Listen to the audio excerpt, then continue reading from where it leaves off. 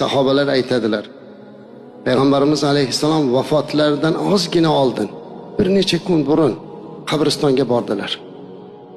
Sahobalarning qabrlarini tez-tez ziyorat qilardilar o'zlari.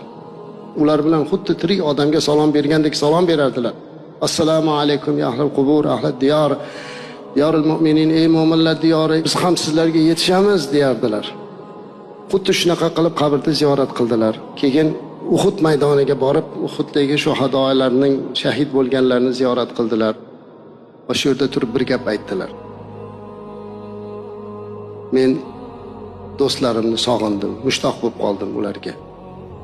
Turgan sahoba hayron bo'lib, "Ya Rasululloh sallallohu alayhi va sallam, biz emasmi do'stingiz?" dedi.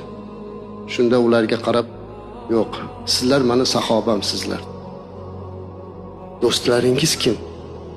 Do'stlarim mendan keyin meni ko'rmasdan meni payg'ambarligimga iymon keltirgan ummatim" dedilar.